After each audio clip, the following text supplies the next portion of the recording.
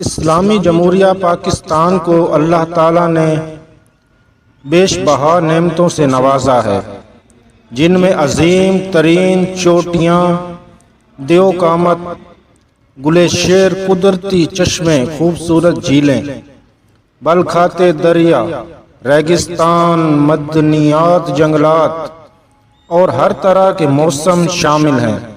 جہاں اس ملک میں ہنزا اور نیلم جیسی حسین وادیاں اور نانگا پربت جیسی پر اسرار چوٹی ہے، وہاں جگہ جگہ پھیلے بلند اور بالا قلعے بھی ہیں، جو نہ صرف ہماری تاریخ بلکہ ہماری ثقافت کا بھی اہم حصہ ہیں۔ پاکستان میں کئی معروف اور غیر معروف قلعے موتیوں کی طرح بکھرے ہوئے ہیں، جن میں سے چند ایک کے بارے میں آپ کو بتاؤں گا۔ شاہی قلعہ بے شمار قلعوں میں ایک ہے، لیکن ان سب میں جو شہرت لاہور کے شاہی قلعے کے حصے میں آئی ہے، وہ کسی قلعے کو نصیب نہ ہو سکی۔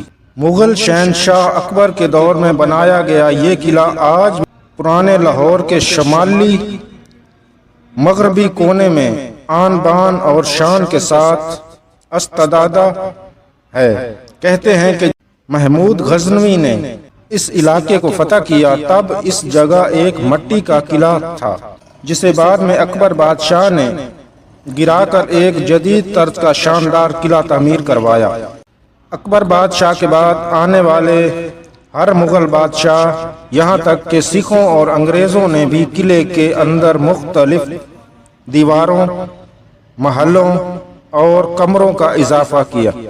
شہنشاہ جہانگیر نے باغات کو توسیع دی اور محل بنوائے۔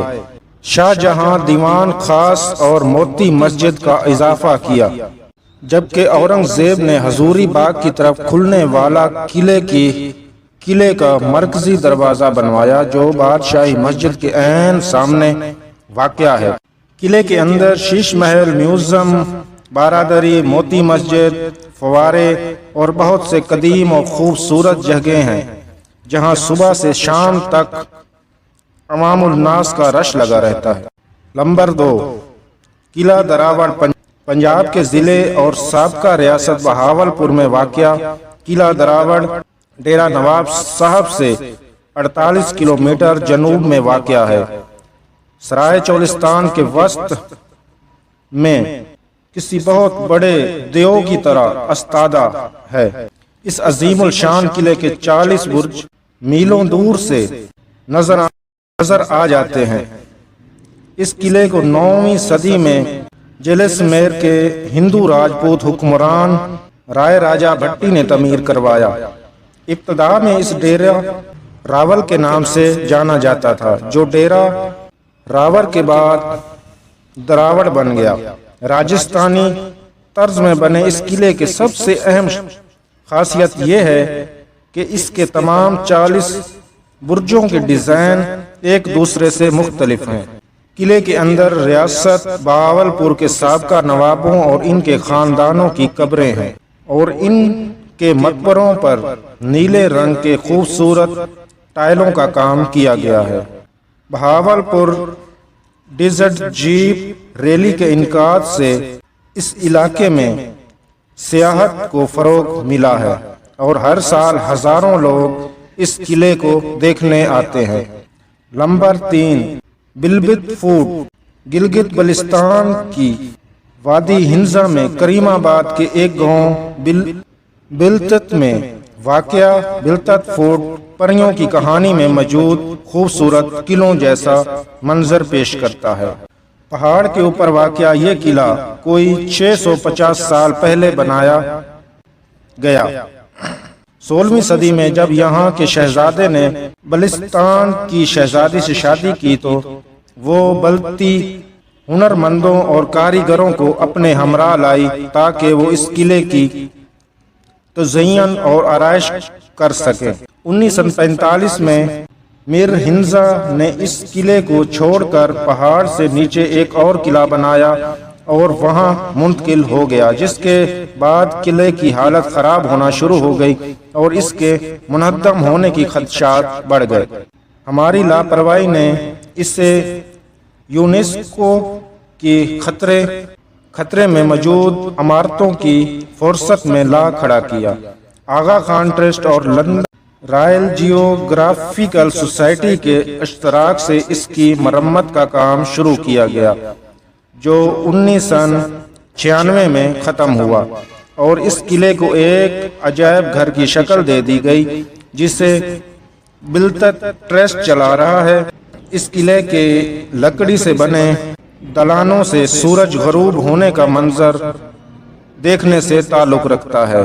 نمبر 4، قلعہ بالا حصار بر صغیر پر حملہ کرنے والے جنگجوؤں سے بچاؤ کے لیے پشاور شہر کے شمال مغرب میں بالا حصار کے نام سے ایک قلعہ بنایا گیا، جو آج پشاور شہر کی پہچان بن چکا ہے۔ بالا حصار فارسی زبان کا لفظ ہے جسے معنی اونچے قلعے کے ہیں، کیونکہ یہ ایک بلند چٹان ہے۔ اس کو یہ نام درانی سلطنت کے سلطان تیمور شاہ نورانی نے دیا، جو اسے اپنی رہائش گاہ کے طور پر استعمال کرتا تھا۔ یہ قلعہ اتنا پرانا ہے جتنا کہ پشاور کا شہر۔ قلعے کی زمین سے مجموعی بلندی 92 فٹ ہے۔ اس کی دیواریں پختہ سرخ اینٹوں سے تعمیر کی گئی۔ دوہری دیواروں والے اس قلعے کا کل رقبہ 15.25 ایکڑ رقبہ پر محیط ہے، جبکہ اس کا اندرونی رقبہ 10 ایکڑ بنتا ہے۔ ایک پختہ سڑک بل کھاتی ہوئی قلعے کے اندر تک جاتی ہے۔ اس قلعے کو کئی بار مسمار اور تعمیر کیا گیا۔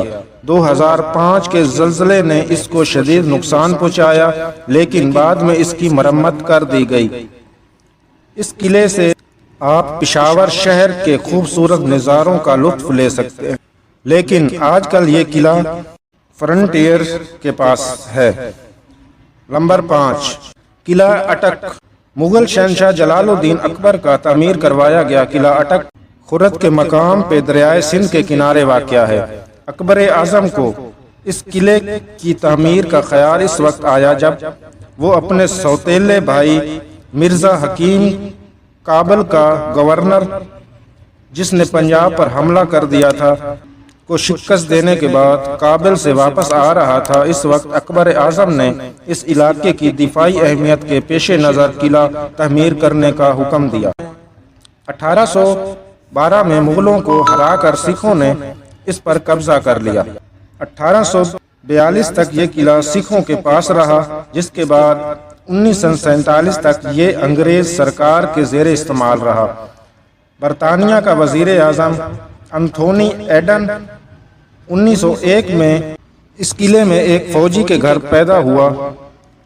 اس قلعے کے جو چیز سیاحوں کو اپنے جانب کھینچتی ہے وہ ہے اس کے خوبصورت دروازے، لمبی اور مضبوط دیوار، ترک اسٹائل کے غسل خانے اور زیر زمین سرنگیں۔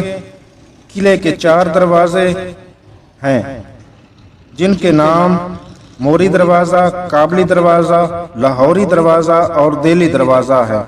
نیب اور اسپیشل سروس گروپ کے زیر انتظام اس قلعے میں بہت سی مشہور و معروف شخصیات نے قید کاٹی ہے، جن میں پاکستان کے متحد سیاسی رہنما اور وزیر اعظم بھی شامل ہیں۔